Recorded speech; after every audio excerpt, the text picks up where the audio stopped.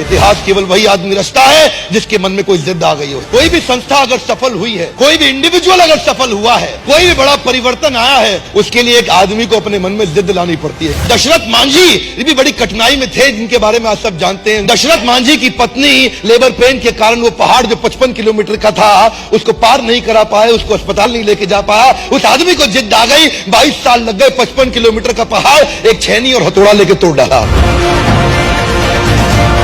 एक source motivation का होता है बिलीफ सिस्टम। बिलीफ सिस्टम ये वो ताकत है आदमी को कुछ भी करने को तैयार कर देती है। आप जानते हैं मंडेला 27 साल जेल में पड़े रहे, कोई प्रॉफिट नहीं, इंसेंटिव नहीं, बिलीफ सिस्टम बड़ा पावरफुल था।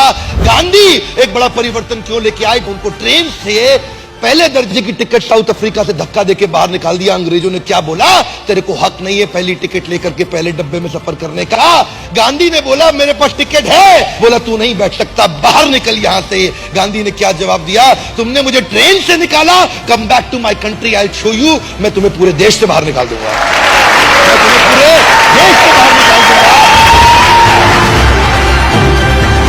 एक आदमी कभी भी इतिहास रचता है किसी जिद के कारण, एक बिलीफ सिस्टम के कारण। यह बिलीफ सिस्टम कमजोर भी हो सकता है, मजबूत भी हो सकता है। यह बिलीफ सिस्टम ऑर्डिनरी भी हो सकता है, एक्स्ट्रा ऑर्डिनरी भी हो सकता है। मेरी कौम जो बचपन से बहुत तकलीफों के साथ रही, एक लड़के को उसने नॉर्थ ईस्ट के एशियन गेम जीतते हुए देख लिया, उस दिन उसको जिद आ गई कि मैं खुद अपने स्टेट का नाम करूंगी। उस दिन उसको जिद आ गई, बहुत बड़ी हो चुकी थी, आज तक कभी बॉक्सिंग नहीं करी, लेकिन उसने कमाल कर दिया। लोग जब भी कमाल करते हैं किसी जिद के कारण करते हैं। ऑर्डिनरी मेंटालिटी के लोग ऑर्डिनरी जीवन बिता करके मर करके चले जाते हैं, संसार से उनको कोई नहीं पूछता। केवल एक्स्ट्रा ऑर्डिनरी आदमी कर सकता है कोई काम।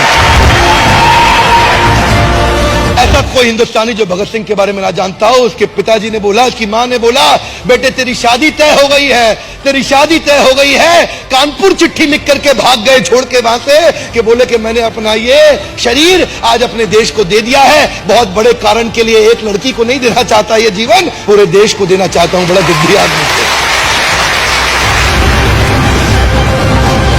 आज। एक जिद्दी आदमी ही कोई बहुत बड़ा काम कर सकता है। उसके लिए चाहिए बिलीफ सिस्टम। जानते हैं कोई भी व्यक्ति आप देख लीजिए, चाहे लिंकन हो या गांधी हो या टेरेसा हो या बच्चन हो या मंडेला हो या कोई भी हो, हर आदमी के जीवन में बड़ा संघर्ष था, पर उसने एक काम किया, bounce back. If you don't help you to help yourself, nobody in the world can help you to help yourself.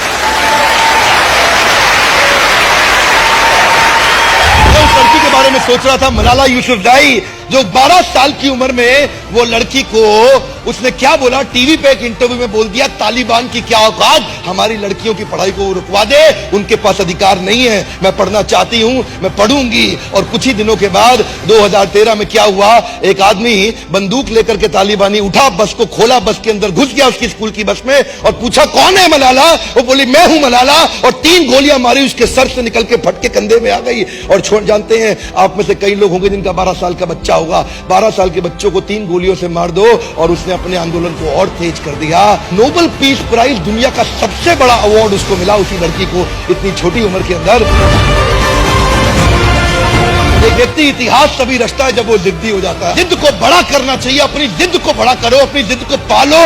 जिस दिन इतनी हिम्मत आ गई, आप अपनी जिद को पाल के बड़ा कर गए, आपको सफलता के नए रास्ते मिल जाएंगे, और अगर नहीं मिले तो आप खुद नया रास्ता बना देंगे।